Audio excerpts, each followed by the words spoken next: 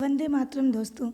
एक बार मैं फिर से आप लोगों के लिए गृह विज्ञान से संबंधित स्वास्थ्य नामक यूनिट से कुछ महत्वपूर्ण प्रश्नों को लेकर के उपस्थित हुई हूँ, जो आपकी आगामी परीक्षा TGT, PGT, LT grade, GIC और नेट की परीक्षाओं के लिए अवश्य ही उपयोगी साबित होंगे। इसी क्रम में हमारा पहला प्रश्न है, ट्रिपल एंटीजन के नाम से कौन सा टीका जाना जाता है?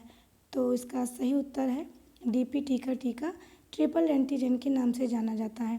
ये 3 मुख्य बीमारियों के लिए लगता है और इन बीमारियों का नाम है डिप्थीरिया, काली खांसी और टिटनेस। इसके लिए ही बच्चों को डीपीटी का टीका लगाया जाता है। आपके लिए अगला प्रश्न है, EPI expanded programme on immunisation कब लागू किया गया? तो ये लागू किया गया था जनवरी 1978 में। अगला प्रश्न है, बीसीजी का पूरा नाम है। बीसीजी जो है एक टीका है जो बच्चों को तपेदिक से बचने के लिए लगाया जाता है और जन्म के 24 घंटे से लेकर के 1 माह के भीतर लगाया जाता है। इसका पूरा नाम है बैसिलस कॉलमेल्ट-ग्यूरिन। अगला प्रश्न है, विश्व विसंक्रमीकरण कार्यक्रम का भारतीय संस्करण कब लागू किया गया? तो इसका सही उत्तर है 19 नवंबर 1983। अगला प्रश्न है, टेटनस का टीका पृथक रूप से बाजार में मिलता है इसे कहते हैं एटीएस। टेटनस का टीका तो वैसे बच्चों को ये डीपीटी में ही मिल जाता है, लेकिन अगर कोई व्यक्ति किसी लोहे से चोट खा गया हो, कोई कील वगैरह चुभ गई हो और टेटनस होने का खतरा हो, तो वो अलग से भी एटीएस का टीका लगवा सकता है, जो बाजार में अलग से मिलता है।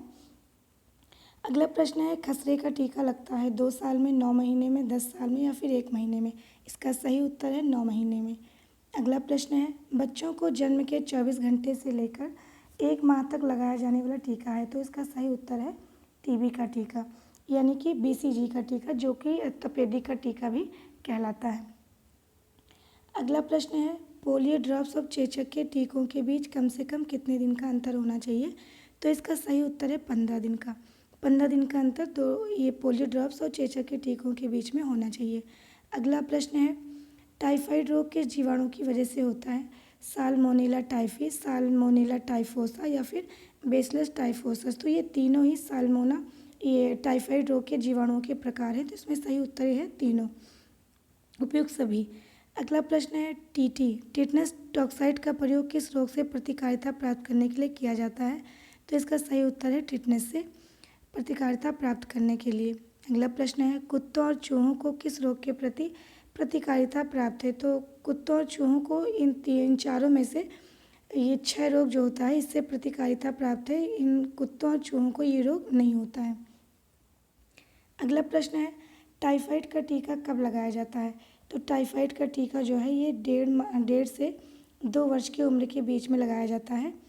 अगला प्रश्न है, किसी बीमारी के विरुद्ध प्रतिरोधक क्षमता विकसित करने के लिए जो दवा खिलाई या पिलाई जाती है या किसी अन्य रूप में दी जाती है, तो उसे क्या कहते हैं? उसे टीका कहते हैं, वैक्सीन कहते हैं या फिर दोनों कहते हैं? इनमें से कोई नहीं। तो इसका सही उत्तर है टीका या वैक्सीन, ये दोनों ही कहा जाता है। तो इसका उत्तर सही है, टीका और वैक्सीन दोनों। अगला प्रश्न है, सबसे पहले किस बीमारी का टीका बना? तो इसमें हैजा है, टीबी, चेचक या खसरा? तो इन चारों बीमारियों में से सबसे पहले जो टीका बना वो बना था चेचक के लिए। अगला प्रश्न है, एटीएस का पूरा नाम क्या है? तो एटीएस का पूरा नाम होता है एंटी टेटनस सीरम। एटीएस का टीका बचाता है किससे? टिटनेस से, पोलियो से, चेचक से या फिर तपेदिक से? तो इसका सही उत्तर है टिटनेस से। अगला प्रश्न है, पागल कुत्ते के काटने से होने वाला रोग है। पागल कुत्ते के काटने से रेबीज, चेचक, टिटनेस या टाइफाइड, इनमें से कौन सा रोग होता है? तो इसका उत्तर बहुत आसान है, आप लोग इसको जानते हैं।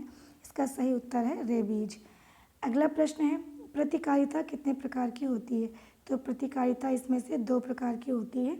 एक होती है प्राकृतिक, एक होती है अर्जित। प्राकृतिक का मतलब होता है जो हमको नेचर से स्वतः ही प्राप्त हो जाता है, जन्म से ही प्राप्त होता है, रोगों से बचने के लिए जो क्षमताएं होती हैं। और अर्जित का मतलब होता है कि ऐसे टीके या वैक्सीन लगते हैं बच्चों को जो विभिन्न प्रकार के संक्रामक रोगों से बच्चों को बचाते हैं। तो प्रतिकारिता यानी कि रोगों से बचने की क्षमता जो होती है वो 2 प्रकार से प्राप्त होती है, एक प्राकृतिक और दूसरा अर्जित। अगला प्रश्न है एड्स डे कब मनाया जाता है? तो इसका सही उत्तर है 1 दिसंबर। मनुष्य में पाई जाने वाली 2 प्रकार की प्रतिकारिता है, कौन कौन सी? प्राकृतिक एवं अर्जित प्रतिकारिता, आंतरिक एवं बाह्य प्रतिकारिता, या फिर ए बी दोनों? तो इसका सही उत्तर है प्राकृतिक एवं अर्जित प्रतिकारिता। अगला प्रश्न है तो इनमें से कौन सी कोशिकाएं लिम्फोसाइट्स हैं? तो इसमें बीटा कोशिकाएं और टी कोशिकाएं जो होती हैं ये लिम्फोसाइट्स हैं। अगला प्रश्न है कौन सा रक्त कण प्रतिकारिता से संबंधित नहीं है? वसा कोशिकाएं, प्लेटलेट, सफ़ेद रक्त कणिकाएं, या फिर लाल रक्त कणिकाएं? तो इनमें से सही उत्तर है लाल रक्त कणिकाएं। ये शरीर की रोग प्रतिरोधक क्षमता को नहीं बढ़ाती हैं। बाकी वसा कोशिकाएं, प्लेटलेट्स और सफ़ेद रक्त कणिकाएं ये तीनों ही शरीर की प्रतिकारिता से संबंधित होती हैं। अगला प्रश्न है न्यूट्रोफिल्स, इओसिनोफिल्स और बेसोफिल्स को और किस नाम से जाना जाता है? तो इसको जाना जाता है ग्रेन्युलोसाइट्स के नाम से जाना जाता है।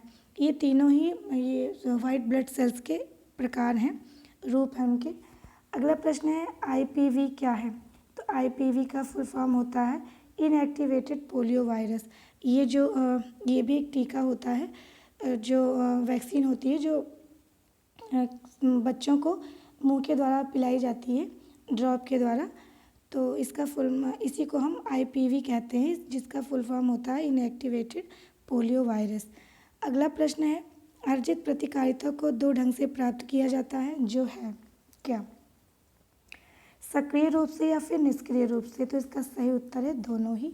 सक्रिय रूप से भी प्रतिकारिता को प्राप्त किया जाता है, यानी कि रोगों से बचने की जो क्षमता होती है, रोग प्रतिरोधक क्षमता जो होती है, वो दोनों तरह से प्राप्त किया जाता है, सक्रिय रूप से भी और निष्क्रिय रूप से भी। अगला प्रश्न है शिशु टीकाकरण आवश्यक है क्योंकि वह शिशु के संक्रामक रोगों से रक्षा करता है, शिशु को स्वस्थ रखता है, शिशु को रोग के हानिकारक प्रभावों से बचाता है। तो इसका तीनों ही उत्तर सही है। तो शिशु को टीकाकरण इसलिए आवश्यक है ताकि शिशु को संक्रामक रोगों से रक्षा मिल सके, शिशु स्वस्थ रह सके और शिशु पर रोग का कोई भी हानिकारक प्रभाव ना हो। अगला प्रश्न है शिशु को पोलियो का टीका किस माह में दिया जाता है? तो सबसे पहले शिशु को पोलियो का टीका सबसे पहले कब दिया जाता है? तो इसका सही उत्तर है 1 से लेकर 3 माह के बीच में। अगला प्रश्न है विसंक्रमीकरण किस दशा में आवश्यक रूप से प्रभावी होता है? तो इसका सही उत्तर है 25%। अगला प्रश्न है पोलियो वैक्सीन का आविष्कार कब हुआ? पोलियो वैक्सीन का आविष्कार हुआ था 1957 में। अगला प्रश्न है कौन सा टीका 3 रोगों से शिशु की रक्षा करता है? तो इसमें से सही उत्तर है डीपीटी का टीका शिशु की 3 रोगों से रक्षा करता है, डिप्थीरिया, काली खांसी और टिटनेस से। अगला प्रश्न है टीएबी वैक्सीन किससे संबंधित है? हैजा से, रेबीज से, टाइफाइड से, या फिर सभी से? तो इसका सही उत्तर है टाइफाइड से संबंधित है टीएबी की वैक्सीन।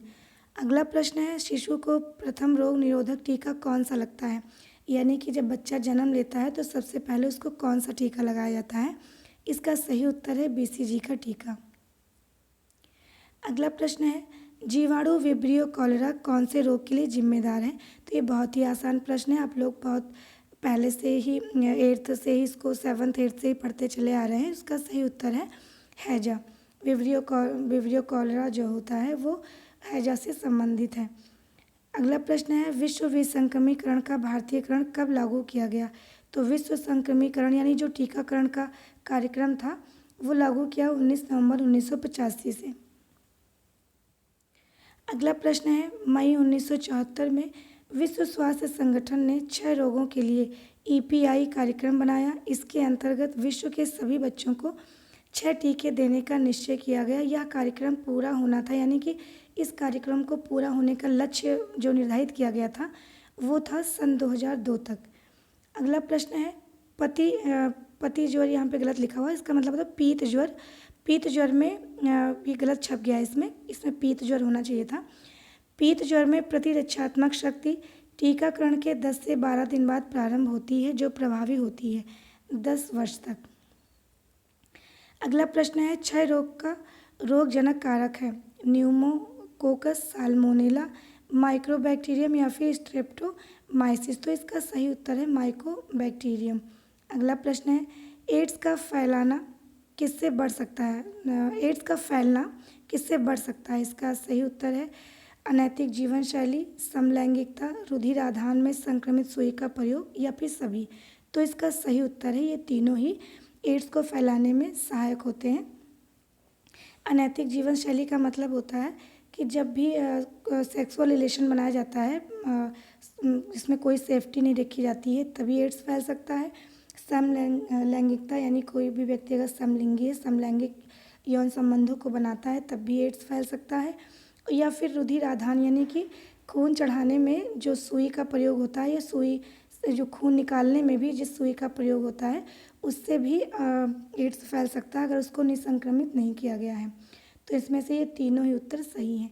अगला प्रश्न है, निम्न में से सेट में सभी जीवाणु जनित रोग हैं। तो ये जो 4 सेट दिए हुए हैं बीमारियों के, तो इसमें से ये छांटना है कि जीवाणु जनित कौन से रोग होते हैं। तो इसका सही उत्तर है तपेदिक, टिटनेस, पोलियो और मोतीझरा, ये सभी जीवाणु जनित रोग होते हैं। अगला प्रश्न है, चूहों द्वारा फैलने वाला रोग है। तो इसका सही उत्तर है प्लेग। अगला प्रश्न है, शरीर की रोगों से लड़ने की क्षमता को कहते हैं। तो इसका सही उत्तर है रोग प्रतिरोधक क्षमता। कभी कभी इसको रोग निरोधक क्षमता भी कहते हैं। तो इस शरीर से रोगों से लड़ने की क्षमता को रोग प्रतिरोधक क्षमता कहते हैं। अगला प्रश्न है, डिप्थीरिया किससे होता है? मृत जीवाणु द्वारा पोषक के ऊतकों में विष मुक्त करने से, या फिर विषाणु द्वारा पोषक के शरीर में विष युक्त करने से, या फिर जीवित जीवाणु द्वारा पोषक के ऊतकों में विष मुक्त करने से, या पोषक शरीर में अधिक प्रतिरक्षा प्रक्रिया द्वारा। तो इसका सही उत्तर है जीवित जीवाणु द्वारा पोषक के ऊतकों में विष मुक्त करने से डिप्थीरिया होता है। अगला प्रश्न है, डीपीटी या ट्रिपल एंटीजन है। डीपीटी या ट्रिपल एंटीजन है टिटनेस के लिए, काली खांसी और डिप्थीरिया के लिए। ये टिटनेस, काली खांसी और डिप्थीरिया के लिए लगने वाला टीका है। अगला प्रश्न है, एड्स करने वाले कारक किससे संबंधित है? तो ये संबंधित है आरएनए विषाणुओं से संबंधित है। अगला प्रश्न है, पोलियो निम्न में से किसके द्वारा फैलता है? तो पोलियो जो है वो संक्रमित भोजन और जल द्वारा फैलने वाला रोग होता है। अगला प्रश्न है, निम्न में से कौन हेपेटाइटिस का कारण है? तो इनमें से हेपेटाइटिस का कारण है वायरस, ना तो दवाइयाँ और अल्कोहल है। प्रतिरक्षण तंत्र जो कि इस तरह से कार्य नहीं करता जैसा कि उसे करना चाहिए उपयुक्त सभी।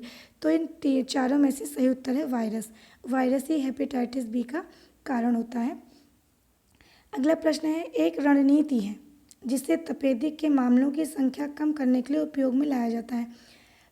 तपेदिक मतलब टीबी के मामलों को कम करने के लिए एक रणनीति बनाई गई है जिसको नाम दिया गया है डॉट्स। ना तो इसको MMR कहते हैं, ना ही इसको ECG कहते हैं, ना ही इसको OPV कहते हैं। इसका सही उत्तर है डॉट्स। इस प्रकार हमारे स्वास्थ्य यूनिट से संबंधित 47 प्रश्न पूरे हुए, और जल्द ही मैं और भी स्वास्थ्य से संबंधित प्रश्नों को लेकर आप लोगों के सामने उपस्थित होंगी। और आप लोग मेरी इस प्रश्नों की श्रृंखला को बहुत ही ज़्यादा समय दे रहे हैं और बहुत ही पसंद कर रहे हैं। इसके लिए आप लोगों को बहुत बहुत आभार। और आप लोग ज़रूर इस वीडियो को शेयर करिएगा और सब्सक्राइब भी ज़रूर कर दीजिएगा। और शेयर करेंगे तो और भी छात्राओं को जो गृह विज्ञान से TGT, PGT, LT, GIC या फिर नेट की तैयारी कर रही हैं उनके लिए ये लाभदायक होगा। तो आप सभी लोग स्वस्थ रहें, मस्त रहें। इसी के साथ जय हिंद।